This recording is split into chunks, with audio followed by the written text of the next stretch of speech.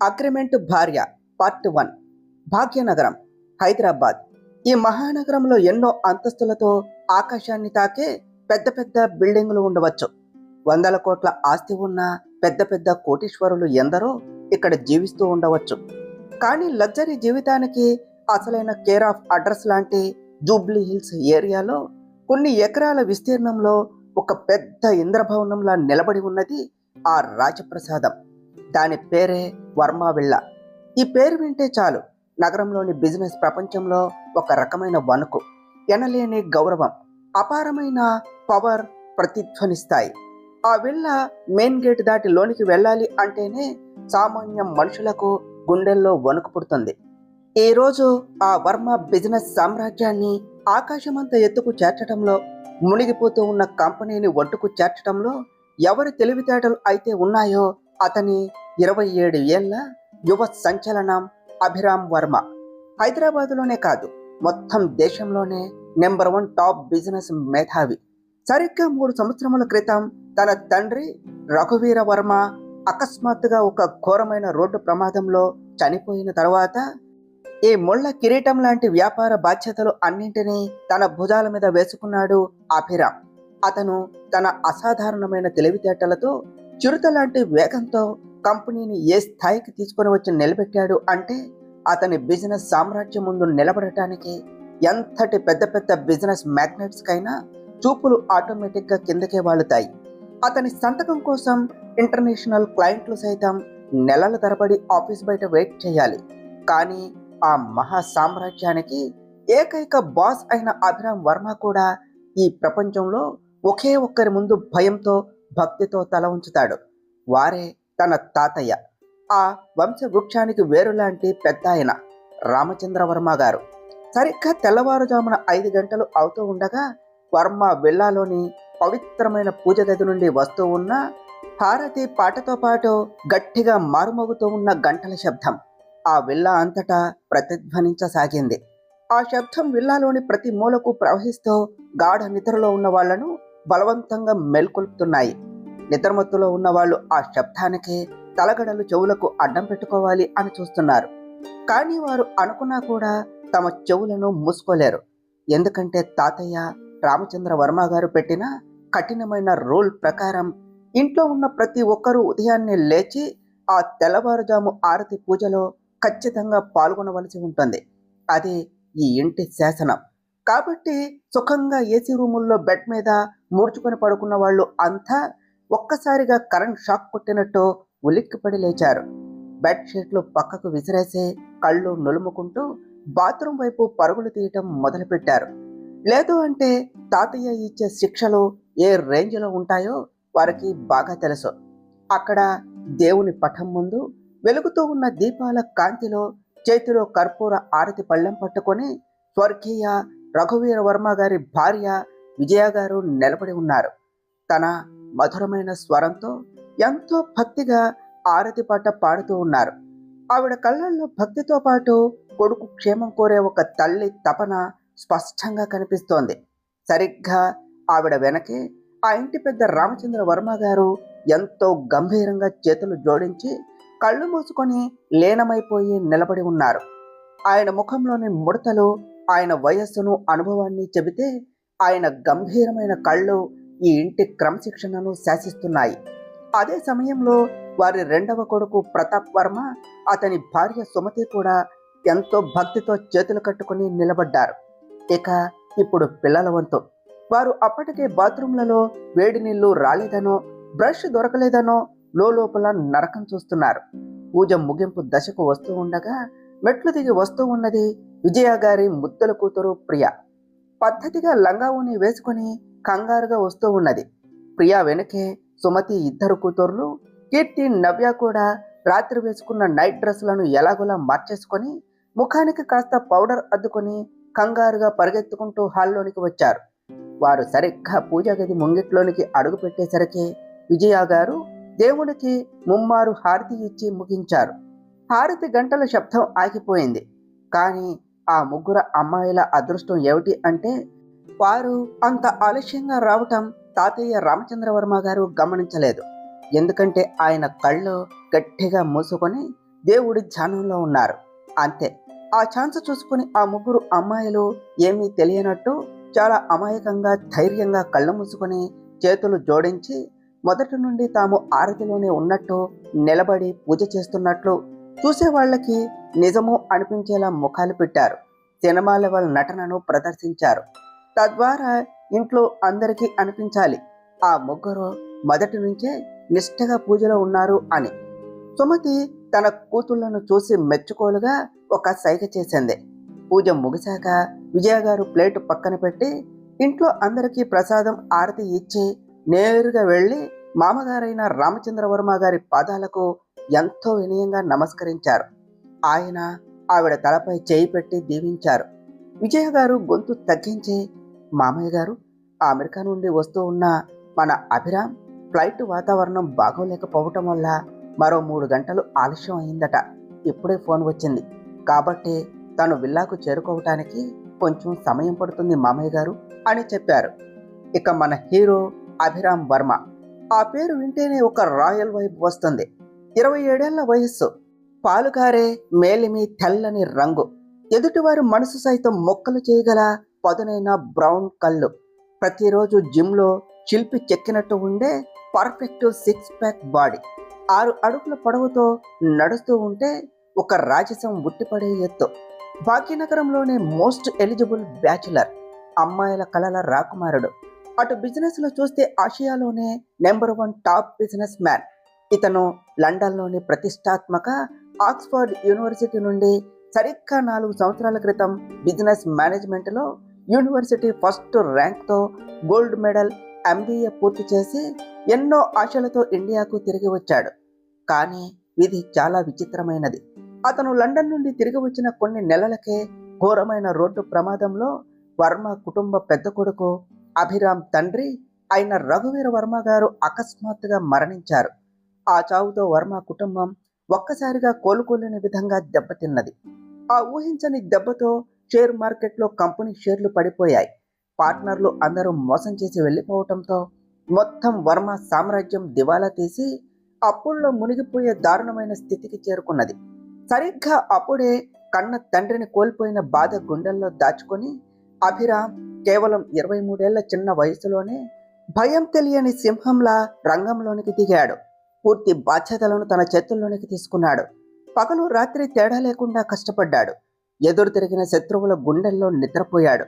అతను వర్మ సామ్రాజ్యాన్ని మునిగిపోకుండా కాపాడటమే కాకుండా కేవలం 3 ఏళ్ల స్వల్ప కాలంలోనే దానిని నెమ్మదిగా టాప్ 10 నుండి నెంబర్ 1 స్థానానికి వచ్చేలాగా చేసి బిజినెస్ ప్రపంచాన్ని ఆశ్చర్యపరిచాడు. దానితో పాటే ఆసియాలోనే అత్యంత ప్రతిష్టాత్మకమైన టాప్ బిజినెస్ టైకూన్ అవార్డును కూడా వరుసగా గెలుచుకుంటూ వస్తున్నాడు. నిజానికి ఒకప్పుడు, అనగా 40 ఏళ్ల క్రితం, తీవ్రమైన పేదరికంలో తినటానికి తిండి కూడా లేని పరిస్థితిలో జీవించింది ఈ వర్మ కుటుంబం. అప్పట్లో రామచంద్ర వర్మ గారు బ్రతుకు తెరువు కోసం, భార్య పిల్లలను పోషించటం కోసం చేతిలో రూపాయి లేకుండా హైదరాబాద్కు వచ్చి ఒక చిన్న కూలీగా జీవనం ప్రారంభించారు. ఎన్నో అవమానాలు, ఆకలి బాధలు భరించారు. ఆయన తన కుటుంబాన్ని ఒక స్థాయికి తీసుకుని వచ్చారు. కానీ ఈరోజు వారి 3వ తరం వారసుడైన అభిరామ్ వర్మ తన అసాధారణ తెలివితేటలతో, చిరుతలాంటి వేగంతో, భవిష్యత్తును ముందే ఊహించి ఒక అద్భుతమైన ప్లాన్తో ఒక మహా బిజినెస్ సామ్రాజ్యాన్ని నిర్మించాడు. ఇప్పుడు ఆ భాగ్యనగరంలో ఎంతటి వారైనా అతని పేరు చెబితే సీట్లో నుండి లేచి నిలబడవలసిందే.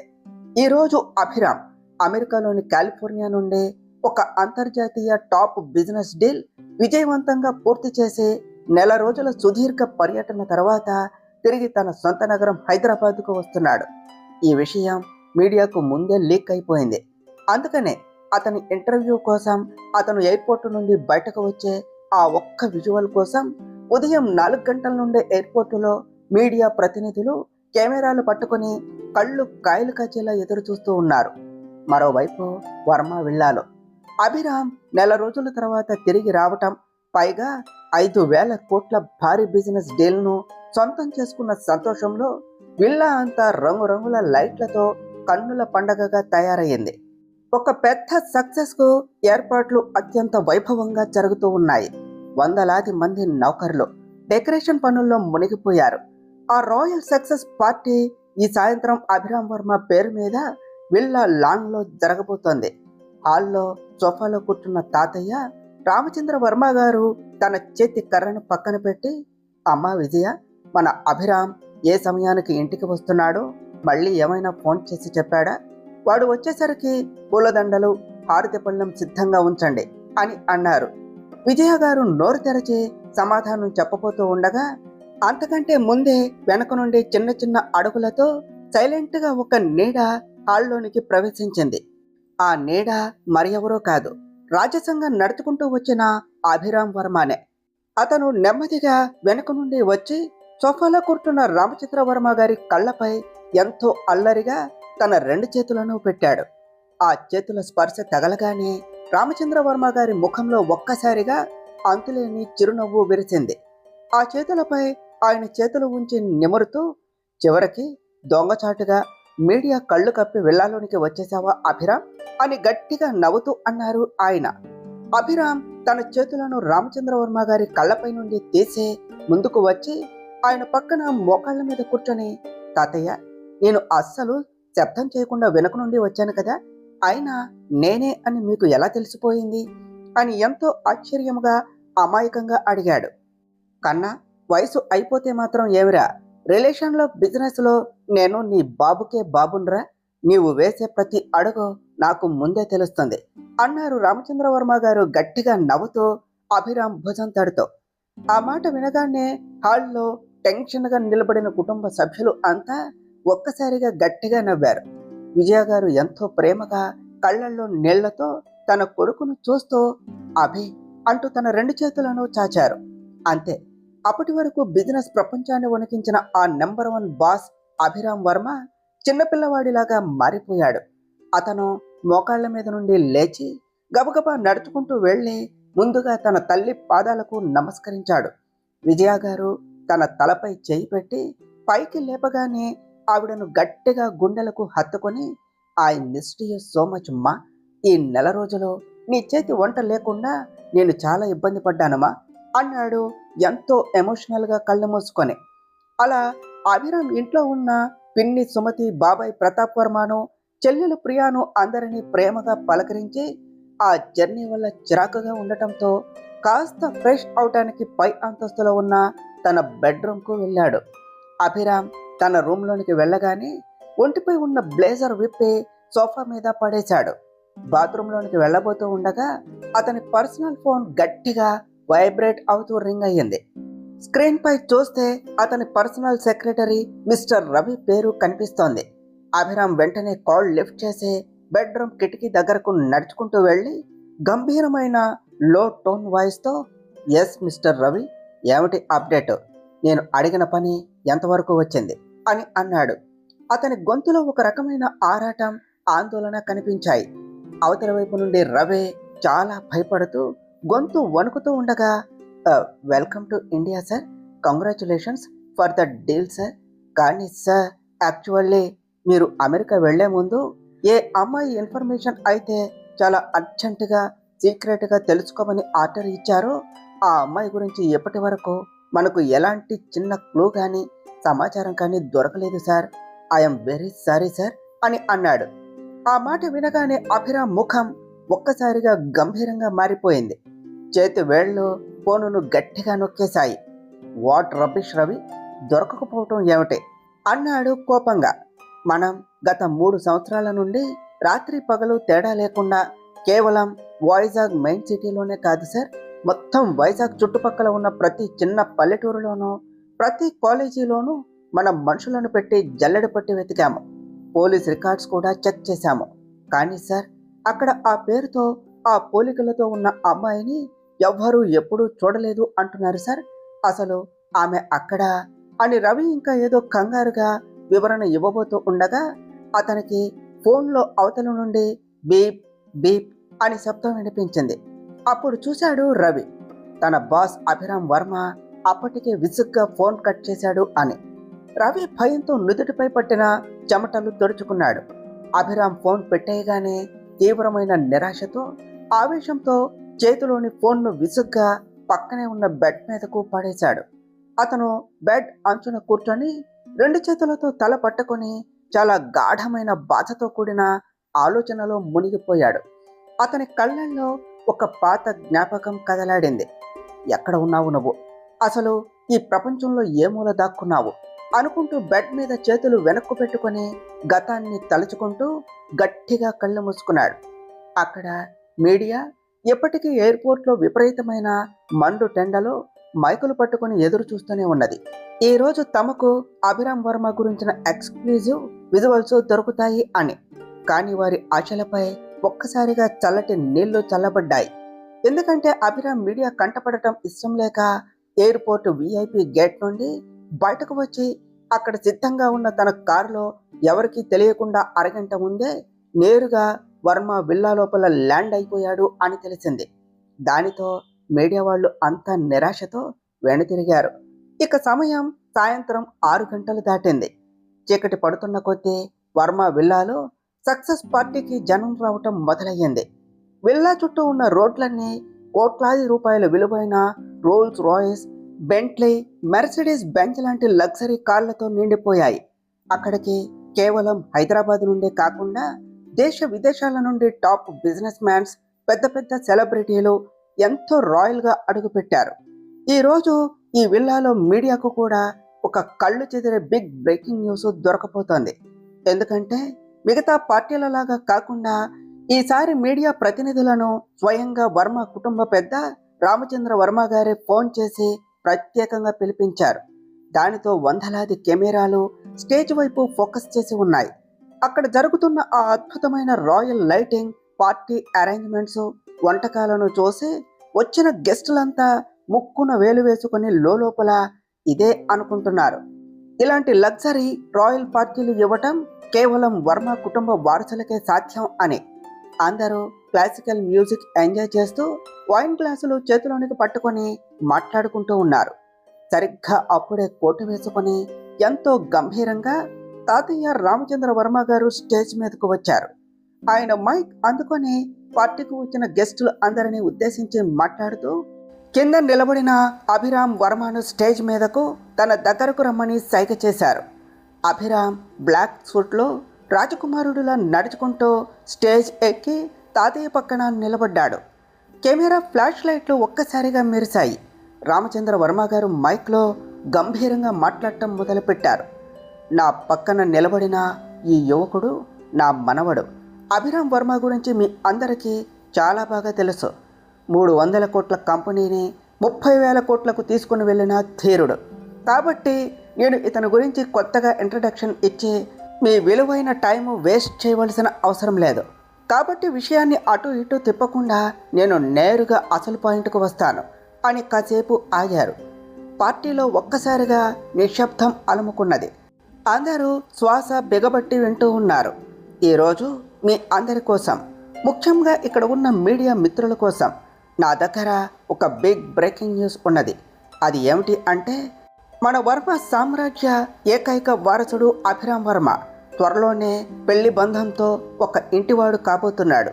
ఈ వర్మ విల్లాకు త్వరలోనే ఒక మహారాణి రాబోతోంది అని మైక్లో సంచలన ప్రకటన చేశారు.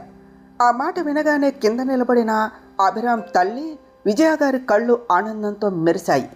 సుమతి మనసులో మాత్రం దురాలోచనలు మొదలయ్యాయి. రామచంద్ర వర్మ గారు స్టేజ్ మీద చేసిన ఆ పెళ్లి ప్రకటన వినగానే అక్కడ ఉన్న వర్మ కుటుంబ సభ్యులంతా ఒక్కసారిగా షాక్ అయినా వెంటనే తేరుకొని చాలా సంతోషపడ్డారు. కానీ అభిరామ్ వర్మకు మాత్రం ఒక్కసారిగా తలపై పెద్ద బండరాయి పడినట్టు అయ్యింది. కాళ్ళ కింద భూమి కంపించినట్లు అయ్యింది. అసలు తాతయ్య తనని ఒక్క మాట కూడా అడగకుండా ఇంత పెద్ద నిర్ణయం మీడియా ముందు ఎలా అనౌన్స్ చేస్తారు అని మైండ్ బ్లాక్ అయిపోయింది. అంతే, ఆ మాట విన్న మరుక్షణమే అక్కడ ఉన్న మీడియా మిత్రులు అంతా ఒక్కసారిగా అలర్ట్ అయిపోయారు.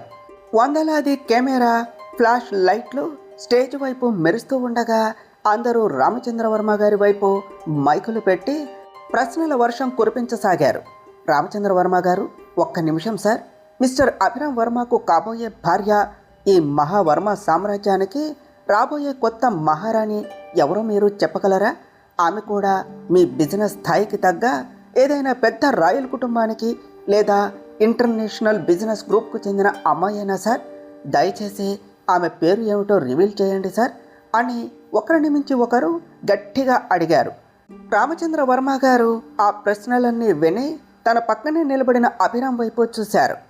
ఆయన ముఖంలో ఎలాంటి టెన్షను లేదు. చాలా కూల్గా ఒక నవ్వు నవ్వి మైక్ అందుకున్నారు. మీడియా మిత్రులారా, మీ ఆతృత నాకు అర్థమవుతోంది. కానీ ప్రస్తుతానికైతే ఆ అమ్మాయి ఎవరో మేము ఇంకా పూర్తిగా ఫిక్స్ చేయలేదు. కొన్ని సంబంధాలు చూస్తున్నాం.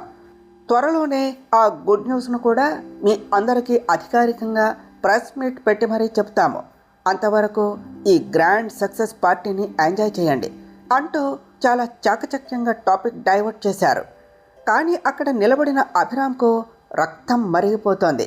ఇక అక్కడ ఒక్క క్షణం కూడా నిలబడటం ఇష్టం లేక ఇంట్లో ఎవరికి ఏమీ చెప్పకుండా, కనీసం తాతయ్య వైపు కానీ తన తల్లి వైపు కానీ చూడకుండా స్టేజ్ దిగి గబగబా నడుచుకుంటూ వెళ్ళిపోయాడు. కోపంతో ఊగిపోతూ తన స్పోర్ట్స్ కారు కీస్ తీసుకొని వెళ్ళ నుండి బయటకు దూసుకొని వెళ్ళాడు. కారు డ్రైవింగ్ సీట్లో ఉన్న అభిరామ్ ముఖంలో విపరీతమైన కోపంతో పాటు మనసులో ఏదో తెలియని ఆందోళన, బాధ, ఈ రెండు భావాలు ఒకేసారి కనిపిస్తున్నాయి. తాతయ్య చేసిన ఆ ప్రకటన అతని మనసును తీవ్రంగా గాయపరిచింది. అతను ఆ తీవ్రమైన ఆవేశంలో స్టీరింగ్ను గట్టిగా పట్టుకొని కారు స్పీడ్ని ఊహించని రేంజ్కు పెంచేశాడు. 100, 150 అలా స్పీడోమీటర్ ముళ్ళు దాటిపోతోంది.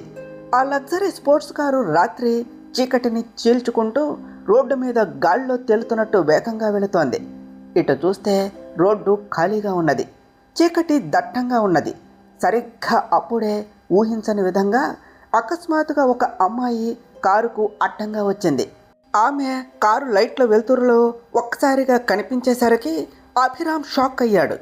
ఆ చీకట్లో ఆమెను ఎలాగైనా కాపాడాలి అనే కంగారులో అభిరామ్ బ్రేక్ వేస్తూనే కారును ఒక్కసారిగా కుడివైపునకు తిప్పాడు. దానితో ఆ విపరీతమైన వేగం వల్ల కంట్రోల్ తప్పిన ఆ కారు పక్కనే ఉన్న ఒక పెద్ద ఎలక్ట్రిక్ కరెంటు స్తంభాన్ని చాలా బలంగా ఢీకొట్టింది. అదంతా ఎంత రెప్పపాటులో జరిగిందంటే అభిరామ్ ఎంత ప్రయత్నించినా ఆ కారు వేగాన్ని అదుపు చేయలేకపోయాడు. ఆ భయంకరమైన ఢీకొట్టిన దాడికి కారులోని ఎయిర్ బ్యాగ్స్ తెరుచుకునే లోపే అభిరామ్ తల వేగంగా వెళ్ళి కారు స్టీరింగ్కు బలంగా తగిలింది. అంతే, అతని నుదుటిపై పెద్ద గాయమై రక్తం ధారగా కారటం మొదలయ్యింది. అభిరామ్ కళ్ళు తిరిగి స్టీరింగ్ మీదే పడిపోయాడు. సమయం రాత్రి 2 గంటలు దాటింది. కానీ అభిరామ్ ఎక్కడికి వెళ్ళాడో, ఏమయ్యాడో ఇంట్లో ఎవ్వరికూ ఎలాంటి సమాచారం లేదు. ఫోన్ చేసినా నాట్ రీచబుల్ అని వస్తోంది. విజయ గారు విపరీతమైన కంగారుతో, భయంతో హాల్లో అటు ఇటు తిరుగుతూ ఉన్నారు. ఆవిడ మనసు అస్సలు కుదురుగా లేదు. ఆవిడ చూపులు పదే పదే 2 చోట్లనే ఆగిపోతున్నాయి. ఒకటి మెయిన్ డోర్, రెండవది హాల్లో ఉన్న పెద్ద గడియారంలోని ముళ్ళలు. సమయం గడుస్తున్న కొద్దీ ఒక తల్లిగా ఆవిడ గుండెల్లో భయం పెరుగుతోంది. సరిగ్గా అప్పుడే నిశ్శబ్దంగా ఉన్న ఆ రాత్రి వేళ పెద్దగా డోర్ బెల్ శబ్దం వినిపించింది. ఆ శబ్దానికి విజయ గారు ఒక్కసారిగా ఉలిక్కిపడ్డారు. హాల్లో ఉన్న ఒక నౌకరు కంగారుగా పరిగెత్తుకుని వెళ్ళి మెయిన్ డోర్ తీశాడు. డోర్ తీయగానే నుదుటిపై గాయంతో ఉన్న అభిరామ్ నెమ్మదిగా లోపలకు అడుగుపెట్టాడు. కానీ అతను ఒక్కడే రాలేదు. అతని వెనుక మరో అమ్మాయి కూడా నడుచుకుంటూ లోనికి వచ్చింది. కొడుకును నుదుటిపైన ఉన్న గాయంతో చూడగానే విజయ గారి గుండె ఆగినంత పనయ్యింది. ఆవిడ గబగబా అభిరామ్ దగ్గరకు పరిగెత్తుకుంటూ వచ్చి, అసలు ఎక్కడకు వెళ్ళిపోయావురా నువ్వు? నేను ఎప్పటి నుండి నీకు ఫోన్ చేస్తున్నాను. కనీసం ఒక్క మాట నాకు చెప్పి వెళ్ళవచ్చు కదా అభి. ఇక్కడ నేను ఎంత కంగారు పడ్డానో, ఎంత నరకం చూశానో నీకు ఏమైనా తెలుసా అని కంటి నిండా నీళ్లతో కాస్త గట్టిగా అరిచారు. అభిరామ్ తన తల్లి కళ్ళల్లో నీళ్లు చూసి తట్టుకోలేకపోయాడు. మెల్లగా తలదించుకొని, సారీమా, నన్ను క్షమించు. నా వల్ల నువ్వు ఏడవటం నాకు ఇష్టం లేదు. ఇక నుండి ఇలాంటి తప్పులు అస్సలు జరగవు. కానీ మా తాతయ్య ఈరోజు మీడియా ముందు ఏదైతే పెళ్లి ప్రకటన చేశారో ఆ స్టేట్మెంట్ను ఆయన్ను వెనక్కు తీసుకోమని చెప్పుమా. నాకు ఇప్పుడే పెళ్ళి వద్దు అంటూ కోపంగా మెట్లెక్కి పైకి వెళ్ళబోయాడు. సరిగ్గా అప్పుడే వెనక నుండి చాలా గంభీరమైన, కఠినమైన గొంతుతో, నువ్వు కూడా నీ తండ్రిలాగే మొండివాడిలాగా మారుతున్నావు అభిరామ్ అన్న వాయిస్ వినిపించింది. అందరూ వెనక్కు తిరిగి చూశారు. రామచంద్ర వర్మ గారు చేతి కర్ర పట్టుకొని గంభీరంగా హాల్లోనికి వస్తూ ఆ మాట అన్నారు. ఆ మాట వినగానే పైకి వెళుతూ ఉన్న అభిరామ్ అడుగులు అక్కడే ఆగిపోయాయి. తండ్రి పేరు వినగానే అతని కళ్ళల్లో కోపం రెట్టింపయ్యింది. కోపంతో తన 2 పిడికిళ్లను బలంగా బిగించాడు. రామచంద్ర వర్మ గారే మళ్ళీ మాట్లాడటం మొదలుపెట్టారు. నీ లోపల నీ తల్లి విజయకు ఉన్న సంస్కారం, పద్ధతి, ఓర్పు ఉన్నాయి అని నేను అనుకున్నాను. కానీ నీ ఒంట్లో ప్రవహిస్తున్న రక్తం నీ తండ్రి రఘువీర వర్మదే కదా. అందుకే అదే మొండితనం, అదే స్వభావం నీకు వచ్చాయి అని అన్నారు. ఆ మాట వినగానే అభిరామ్ కోపం కట్టలు తెంచుకునే స్థితికి వచ్చింది. అతను గబగబా మెట్లు దిగి వచ్చి తాతయ్య కళ్ళల్లోనికి నేరుగా చూస్తూ గట్టిగా అరిచాడు. నాకు ఆ రఘువీర వర్మతో ఎలాంటి సంబంధం లేదు తాతయ్య. ఆ మనిషితో నాకు ఉన్న బంధం, ప్రేమ, గౌరవం అన్నీ ఈ రోజుకు సరిగ్గా 4 సంవత్సరాల క్రితమే ముగిసిపోయాయి. ఆ చాప్టర్ క్లోజ్ అయిపోయింది. ఈ విషయాన్ని నేను ఈ ఇంట్లో ఉన్న ప్రతి ఒక్కరికి పదే పదే చెప్పాలి అని అనుకోవటం లేదు. నాకు ఆ పేరు వినటమే ఇష్టం లేదు అన్నాడు చాలా ఆవేశంగా. ఒరేయ్ అభిరామ్, నువ్వు కేవలం నోటితో గట్టిగా అరిచి చెప్పినంత మాత్రాన రక్త సంబంధాలు ముగిసిపోవురా? నువ్వు ఎంత ఎగిరిపడ్డా ఈ రోజుకి కూడా నువ్వు బయట అడుగు పెడితే ఈ బిజినెస్ ప్రపంచం జనాలు నిన్ను ఆ రఘువీర వర్మ కొడుకుగానే పిలుస్తారు. ఆ గుర్తింపును నువ్వు చెరిపేయలేవు అన్నారు రామచంద్ర వర్మ గారు కూడా అంతే గట్టిగా సమాధానం ఇస్తూ. అవును, సరిగ్గా ఇదే విషయంలో నాకు బాధగా ఉన్నది. ప్రతిసారి ఆ పేరు నా వెనుక రావటం నాకు నచ్చటం లేదు. కానీ తాతయ్య, ఇప్పుడు ప్రజలు కానీ ఈ బిజినెస్ ప్రపంచం కానీ నన్ను ఆ రఘువీర వర్మ కొడుకుగా గుర్తించడం లేదు. నా సొంత తెలివితేటలతో రాత్రి పగలు కష్టపడి నేను సంపాదించుకున్న అభిరామ్ వర్మ అనే నా సొంత పేరుతోనే నన్ను గుర్తిస్తున్నారు. ఈరోజు ఈ బిజినెస్ సామ్రాజ్యంలో నాకంటూ ఒక ప్రత్యేకమైన బ్రాండ్ ఉన్నది, సొంత గుర్తింపు ఉన్నది అంటూ అభిరామ్ తన కోపాన్ని, కళ్ళల్లోనికి వస్తున్న కన్నీళ్లను ఎలాగోలా దిగమింగుకుంటూ సమాధానం చెప్పాడు. రామచంద్ర వర్మ గారు మనవడి కళ్ళల్లోని బాధను చూసి కొంచెం శాంతించారు. గొంతు తగ్గించి, సరేరా, అయితే 4 సంవత్సరాల క్రితం జరిగిన ఆ ఒక్క సంఘటనను మనసులో పెట్టుకుని ఇంకెన్నాళ్ళు ఇలా నీలో నువ్వు రగిలిపోతావు? ఆ గతాన్ని అందరూ మర్చిపోయారు. ఆఖరికి ఈ ప్రపంచం కూడా మర్చిపోయింది. నువ్వు కూడా ఇకనైనా ఆ చేదు జ్ఞాపకాన్ని మర్చిపోయి నీ జీవితంలో ముందుకు సాగు అభిరామ్. పెళ్లి చేసుకొని హ్యాపీగా ఉండు అని అన్నారు. కానీ అభిరామ్ దానికి ఏమీ మాట్లాడకుండా తీవ్రమైన కోపంతో చుట్టూ ఉన్న వాళ్ళను ఒకసారి చూసి గబగబా మెట్లు ఎక్కి తన గదిలోనికి వెళ్ళిపోయాడు. తన రూమ్లోనికి వెళ్ళగానే కోపంతో డోర్ను గట్టిగా వేసి లాక్ చేసుకున్నాడు. ఆ మనసులోని మంటను, వేడిని, ఆవేశాన్ని శాంతపరచుకోవటానికి అతను నేరుగా బాత్రూంలోనికి వెళ్ళి షవర్ ఆన్ చేసి ఆ చల్లటి నెల కింద అలానే కళ్ళు మూసుకొని నిలబడ్డాడు. ఇటు కింద హాల్లో తాతయ్య రామచంద్ర వర్మ గారు చాలా విచారంగా తన కోడలి వైపు చూశారు. అమ్మ విజయ, నువ్వైనా నీ కొడుకు అభిరామ్కు కొంచెం కూర్చోబెట్టి నచ్చచెప్పు తల్లి.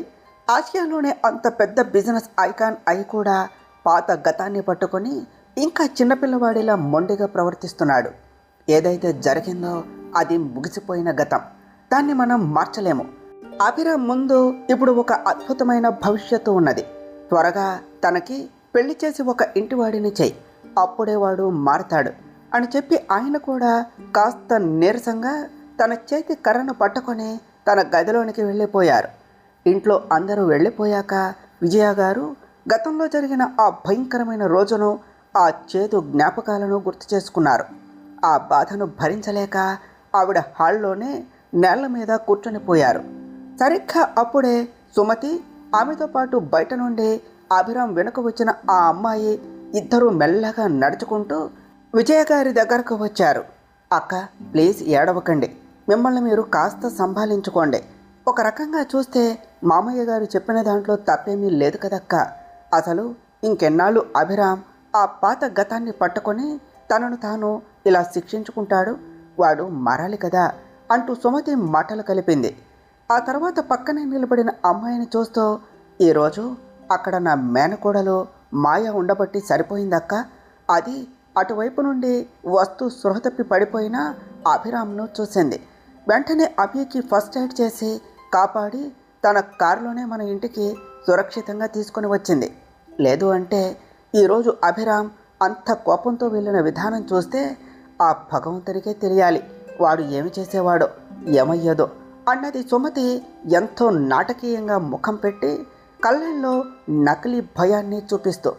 విజయ గారు కళ్ళు తుడుచుకుంటూ పక్కనే నిలబడిన మాయా వైపు చూసి ఎంతో కృతజ్ఞతతో ఆమె 2 చేతులు పట్టుకొని, అమ్మా మాయా, చాలా థ్యాంక్స్.